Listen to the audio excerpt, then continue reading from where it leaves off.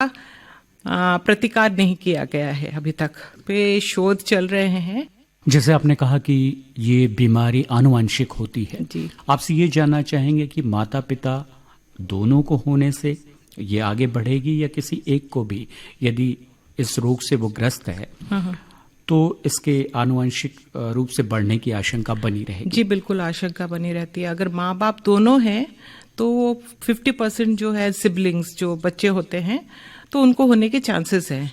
पर अगर उनमें से एक जना है, एक माँ, तो हमारे यहाँ पे जो क्रोमोसोम होता है एक माँ से मिलता है और एक पिता से, तो उसमें वो क्या होता है, जो 25% हम मेंडेलियन ट्रेट के बारे में बात करते हैं, तो उसमें 25% होता है जिसको कि ये बीमारी होगी, 50% ऐसे होंगे जो करियर होंगे।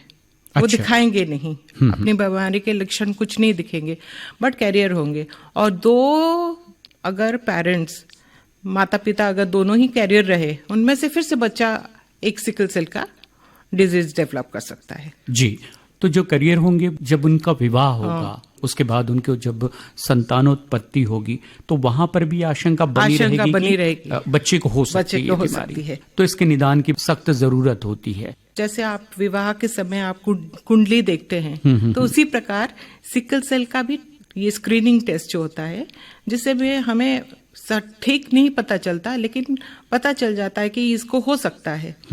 जैसे कि मैंने कहा कि करियर, माँ बाप दोनों कैरियर है, तो उसमें से 25% ये है कि बच्चे को हो सकता है, लेकिन अब हमें नहीं मालूम वो 25% कौन से नंबर बच्चे पे हो सकता है। तो इसीलिए हमें सदैव, इसीलिए पहले से ही इसके बारे में सोचना है और इसी क्रम में चलना है। लक्षणों की यदि हम बात करें तो और कौन कौन से लक्षण दिखाई देते हैं, खासतौर पे जो सिकल सेल से पीड़ित व्यक्ति है उसमें? यूजुअली ये देखा गया है कि जब बच्चा, नवजात शिशु जन्म लेता है, लक्षण नहीं दिखते इतने। 5-6 महीने के बाद वो थोड़े बहुत दिखाएगा, लेकिन वो व्यक्ति मतलब बोल नहीं पाता, क्योंकि तभी पता नहीं चलता माँ बाप को। पर जैसे जैसे वो बढ़ता है, ये देखते हैं कि उसमें थकान होती है, एनीमिया की वजह से थकान होती है। कभी कभी पीलिया भी हो जाता है, ज्यादा ये लाल रक्त कोशिकाएं का टूटने की वजह से पीलिया, जो जॉन्डिस कहते हैं, वो होता है। फिर शरीर में आपके पैर, घुटनों में, हाथों में दर्द होता है, और वो दर्द जो मैंने पहले बताया आपको कि ये जो सिकल सेल है, वो ये हमारी जो धमनी है, जो छोटे छोटे ब्लड वेसल्स है, उसमें जाके रुक जाती है, टूटती है और रुक जाती है, तो वो वहाँ पे रोक लेती है वो रक्त, मतलब कि संचार को। जी। हाँ, तो एज ए रिजल्ट वो एक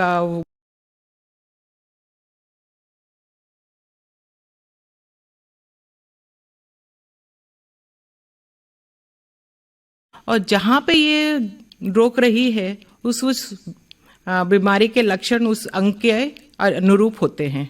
लीवर में हुआ आपका पीलिया हुआ, किडनी में हुआ किडनी डिजीज हो जाएगा, और कभी कभी स्ट्रोक्स भी होता है इससे, हड्डियों में भी हो सकता है, जिसकी वजह से आर्थराइटिस वगैरह भी देखा गया है।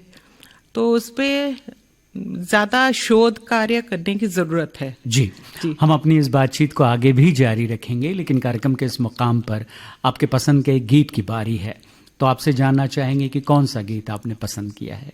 मैं ये गाना जरूर बोलूंगी कि वो जो है कर हर मैदान फतेह, जो संजू फिल्म से है। जो यंगस्टर है वो अपना किसी भी कार्य में अगर सफल नहीं होते, तो अपने आप को अकेला ना महसूस करें और ना ही टूट पड़े। उनको हमेशा ये सोचना चाहिए कि ये जिंदगी का एक ठोकर था, पड़ाव था, और उसके आगे बढ़ना है। तो ये गाना मैं उनको जरूर डेडिकेट करूंगी। जी, बहुत अच्छा गीत है। आइए आपकी पसंद पर ये गीत सुनते हैं ना। डॉक्टर की सलाह कार्यक्रम में आपका स्वागत है, और आज इस कार्यक्रम में हमारी बातचीत का विषय है सिकल सेल, कारण, लक्षण और उपचार। और आज इस विषय पर बात करने के लिए हमारे साथ स्टूडियो में मौजूद हैं professor doctor Eli Mahapatra ji, जो कि विभागाध्यक्ष हैं जीव रसायन विज्ञान विभाग, एम्स रायपुर में। मैडम, अब हम आपसे ये जानना चाहेंगे कि यदि हम इसके इलाज की बात करें तो इसका इलाज किस प्रकार संभव है? देखिए, अभी तक ऐसा मतलब दुनिया में हमने इंटरनेशनल लेवल पे अभी उसका उपचार नहीं है, और जो भी उपचार है वो है जीन थेरेपी।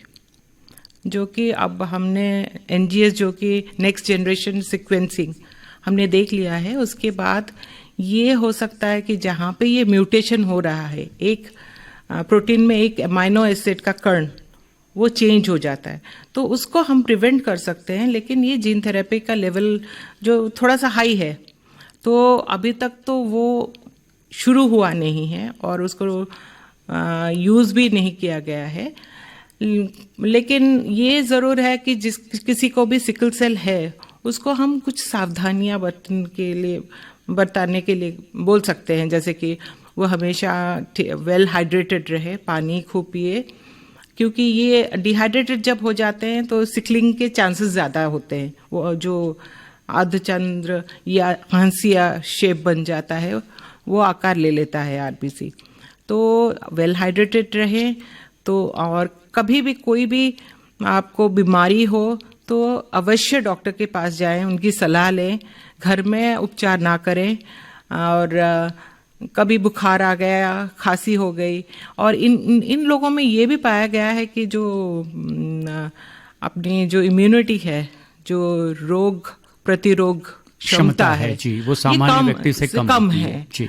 तो कम होने के कारण इनमें ये पाया गया है कि वो जल्दी से जल्दी कोई भी रोगग्रस्त हो जाते हैं। हाँ जी, जी। तो इसीलिए उनको ये सावधानी लेनी है कि किस तरह से, अगर थोड़ी सी बुखार हो गए तो डॉक्टर सलाह ले लिया, एंटीबायोटिक्स की ज़रूरत हुई तो उन्होंने दे दिया, और उनको डिफरेंट वैक्सीन्स भी हम दिया जाता है, निमोकोकस, निमोनिया ना हो, ये सब वैक्सीन भी उनको पहले से लेना चाहिए।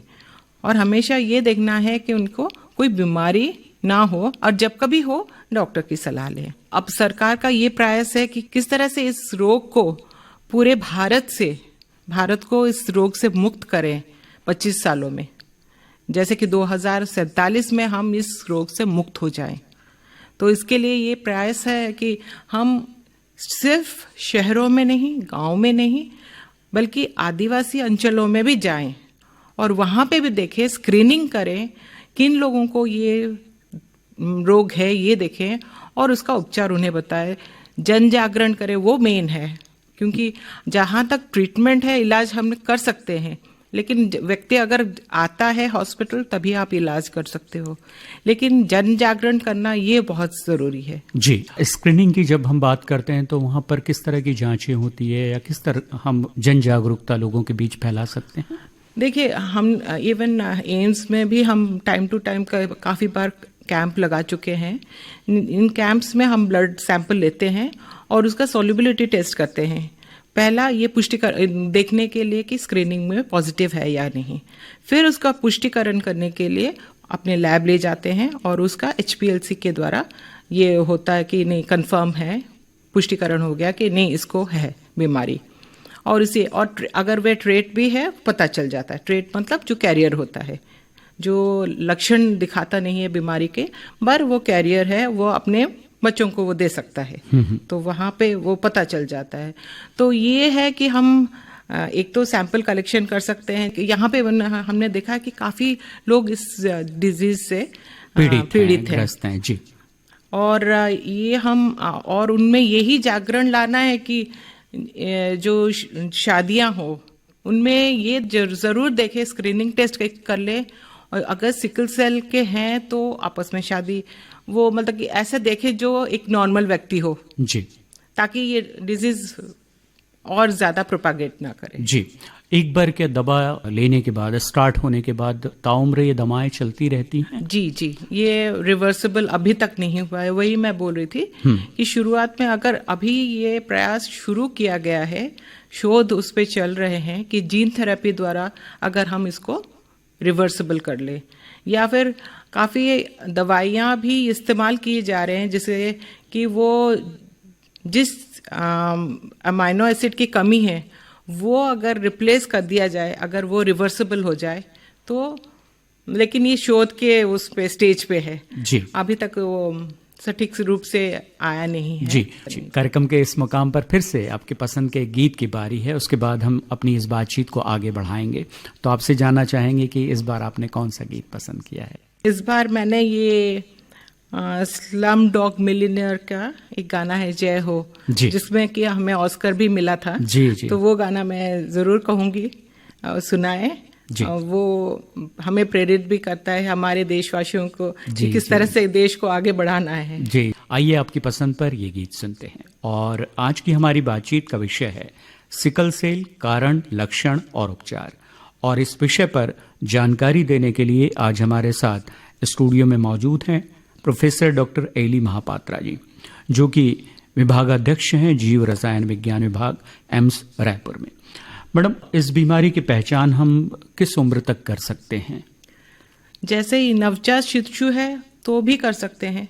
और हमने अभी तो बायोकेमिस्ट्री में ये जैव विज्ञान हमारे इस संस्थान में या एम्स में नवजात शिशु स्क्रीनिंग भी कर रहे हैं, जिसमें हम ये सिकल सेल भी लेते हैं। सिकल सेल के लिए भी करते हैं स्क्रीनिंग और नवजात शिशु जो भी वहाँ पे डिलीवर हुए हैं। और बाकी अन्य बीमारी भी होती है जो पाई जाती है, जिनका रोकथाम अगर शिशु के उसी स्टेज में किया जाए तो काफ़ी लंबे अरसे तक हम उसको एक हेल्दी लाइफ, एक स्वस्थ जीवन दे सकते हैं। जैसे कि बायोटिनिडेज डेफिशिएंसी है, ग्लूकोज 6 फॉस्फेट डिहाइड्रोजिनेज डेफिशिएंसी है, और ये हाइपोथायराइडिज्म है जो बच्चों में पाया जाता है। तो अगर हम उसको ठीक नवजात स्टेज में ही डिटेक्ट कर लें और उसको ट्रीट करना शुरू कर दें तो एक स्वस्थ लाइफ, एक स्वस्थ जीवन हम बच्चे को दे सकते हैं।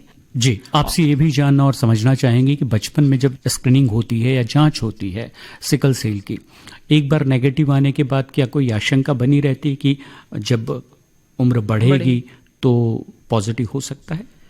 बिल्कुल नहीं। अगर आपने ये पुष्टिकरण वाला HPLC का टेस्ट किया है, इसमें पता चल जाता है कि अगर वो नेगेटिव है तो नेगेटिव ही है। अब ये भी निर्भर करता है कि आपने कहाँ पे टेस्ट कराया है, लैब वगैरह, वहाँ पे मतलब कि उसका मतलब उत्कृष्ट लैब है या नहीं। और एक बार अगर रिपोर्ट आ गया कि वो पॉजिटिव है तो पॉजिटिव है, अगर नेगेटिव है तो वो जीवन में उसको बाद में कभी नहीं होगा। जी, आज की यदि हम बात करें तो हमारे अपने राज्य की स्थिति क्या है और किस प्रकार इस बीमारी का निदान किया जा रहा है? अभी राज्य की स्थिति यही है, मैंने शुरुआत में कही थी कि यहाँ पे इंसिडेंस जो है 9 से 10% लोगों में पाया गया है। और निदान के लिए सरकार यही है कि हम पहले जन जागरण करें, लोगों को बताएं कि किस तरह से ये बीमारी होती है। ये इन्फेक्शियस नहीं है, किसी को छूने से नहीं हो जाएगा, ये आनुवांशिक है। उनको पूरी रूप से ये ज्ञान मतलब बताना चाहिए कि किस वजह से हो रही है। ये माँ बाप अगर माँ और माता और पिता में है तभी वो हो सकता है, वरना बच्चे को वैसे नहीं हो सकता। या दूर के रिश्तेदार में किसी में एक है और बच्चे में आ गया है, ये हो सकता है। यदि समय पर हम इलाज नहीं करवा पाते किन्हीं कारणों से, चाहे वो अज्ञानता की वजह से हो या दूसरे कोई कारण रहे हो, तो इसकी गंभीरता क्या हो सकती है? जैसे मैंने पहले भी कहा है कि ये ना सिकल सेल जब टूटते हैं ये छोटी छोटी धमनियों में रुक जाती है ये ब्लड, तो स्ट्रोक होने के चांसेस है। और आपको मालूम है स्ट्रोक्स होने से लाइक जानलेवा भी हो सकती है। और ये सारे हमारे जो डिफरेंट ऑर्गन्स हैं, डिफरेंट अंग हैं, उसमें ऑक्सीजन की कमी हो जाती है सिकल सेल डिजीज की वजह से, एनीमिया हो जाता है। तो किसी तरह की बीमारी अगर आप उसको लापरवाही से लेते हैं तो वो मौत का कारण हो बन जाएगा, सकती है। मौत का कारण बन सकती है। जी, रायपुर में सिकल सेल जैसी संस्थाएं हैं जहां पर निःशुल्क उपचार भी होता है। लोगों को इसकी जानकारी आज भी काफी कम है। तो यदि वो इस रोग से ग्रस्त हैं तो इस संस्थान में आकर भी वो अपनी जांच करवा सकते हैं। बिल्कुल बिल्कुल। हमारे संस्थान में एम्स में इन लोगों के जो टेस्ट है, सारे टेस्ट हमने निःशुल्क किया है। बहुत अच्छा लगा आपसे बात करके और बहुत ही महत्वपूर्ण जानकारी आपके माध्यम से हमारे सुनने वाले श्रोताओं को मिली होगी, ऐसी हम उम्मीद करते हैं। आपने हमारे लिए इतना वक्त निकाला, हमसे बात की, बहुत बहुत शुक्रिया आपका। मैं भी आप लोगों को